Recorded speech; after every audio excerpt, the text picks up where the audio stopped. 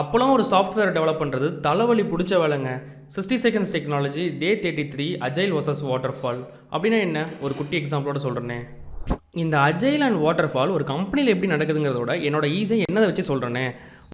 நான் இப்போ ஒரு கம்பெனி ஐடி கம்பெனி வச்சுருக்கேங்க. என்ன தேடி ஒரு கஸ்டமர் வராரு. ஃபஸ்ட்டு என்ன சொல்கிறாருன்னா, நான் வந்து ஆஃப்லைனில் இருக்கேன், நான் இப்போ வந்து ஆன்லைனுக்கு மூவ் ஆகணும், எனக்கு வந்து என்ன பண்ணுன்னு சொல்கிறாரு. நான் என்ன சொல்கிறேன், ஒரு வெப்சைட் பண்ணலாங்க. வெப்சைட் பண்ணிங்க அப்படின்னா ஆன்லைனுக்கு மூவ் ஆகணும்னா 24 வாரம் நம்ம ஒர்க்கிங்லேயே இருக்கும் வெப்சைட்டு, கஸ்டமர்ஸ் எல்லாம் ஈஸியாக இருக்கும் அப்படின்னு சொல்கிறேன்.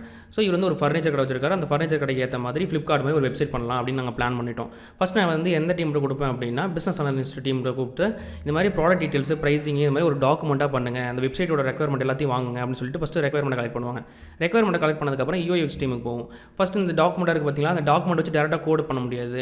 அது எப்படி இருக்கும் அந்த டிசைன் மாதிரி ஃப்ளிப்கார்ட் மாதிரி எப்படி அழகாக ஃப்ளிப்கார்ட் அமேசான் மாதிரி ஒரு வெப்சைட்லாம் இருக்குல்ல, அதே மாதிரி இந்த வெப்சைட்டையும் வந்து ஒரு டிசைன் அவரோட லோகோலாம் வச்சு அவரோட எல்லாமே அவருக்கு எப்படி வேணுமோ அந்த மாதிரி அழகாக கலர்ஃபுல்லாக பண்ணுவாங்க.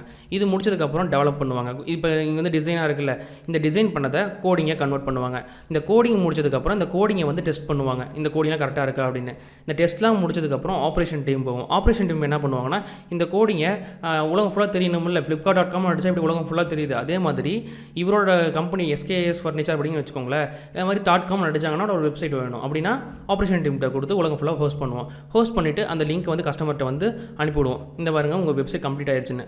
அவர் என்ன சொல்கிறாருன்னா, இந்த இடத்துல இந்த மாதிரி ஒரு சேஞ்ச் இருக்குங்க, இது எனக்கு பிடிக்கல அப்படிங்கிறாரு.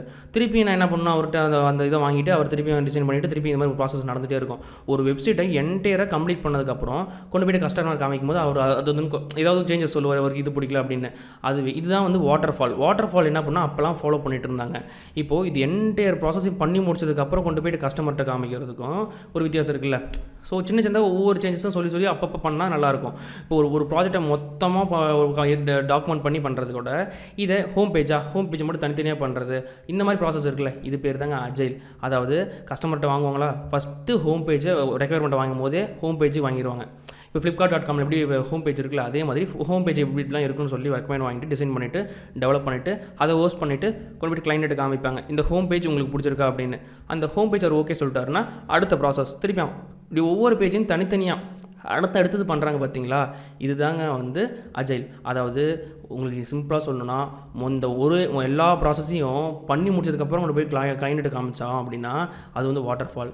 சின்னதாக பிரித்து இந்த ப்ராசஸ் பண்ணும்போது இந்த ஹோம் பேஜ் தனியாக இந்த மாதிரி ஒவ்வொன்றும் பிரித்து ஒர்க்கை ஸ்பிளிட்டாக பண்ணுறது தாங்க அஜைல் மெத்தடாலஜி. Happy learning.